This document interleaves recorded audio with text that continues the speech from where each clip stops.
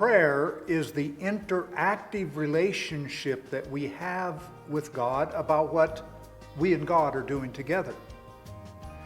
Meditative prayer is, on our part, the listening side of that relationship. We're learning to be still.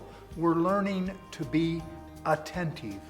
We're learning to hear God's voice in His wondrous, terrible, loving, all-embracing silence. In my first book, Celebration of Discipline, I put a chapter in about meditation on the inward disciplines. But celebration was a primer in the spiritual life, the learning, beginning stages. So with Sanctuary of the Soul, I'm able to fill out the whole idea of meditative prayer, what it means to descend with the mind into the heart, how we learn the sense of attentiveness to the Lord, a phrase that's often used by the old writers of beholding the Lord, and working with some of the problems, a wandering mind, all kinds of other issues. These are the kinds of things that I work with in Sanctuary of the Soul.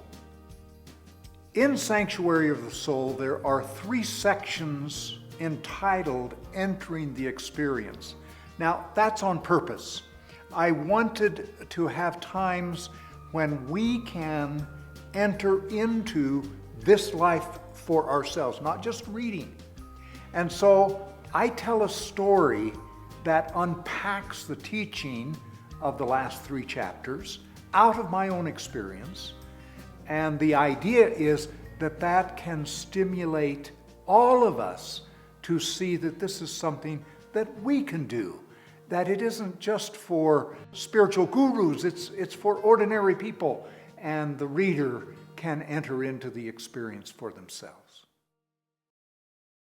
Protestant Christians, and particularly evangelicals, have tended to be cut off from this great Christian tradition of meditative prayer.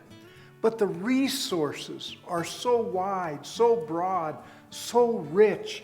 I mean, think of Julian of Norwich, this wonderful lady, and her book Showings, or Teresa of Avila and the Interior Castle, or Brother Lawrence and the practice of the presence of God, or think of Jean-Pierre de Caussade, who said, the soul, light as a feather, fluid as water, innocent as a child, responds to every movement of grace like a floating balloon. Or think of Frank Laubach's letters by a modern mystic, or Thomas Merton, or A.W. Tozier, or Jean-Nicolas Grue, who wrote, "Teach me, Divine Master, this mute language which says so much."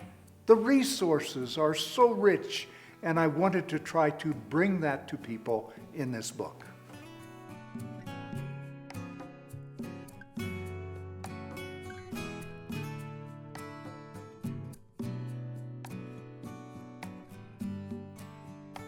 Can I just say that this book, Sanctuary of the Soul, in some ways has been a lifetime in coming.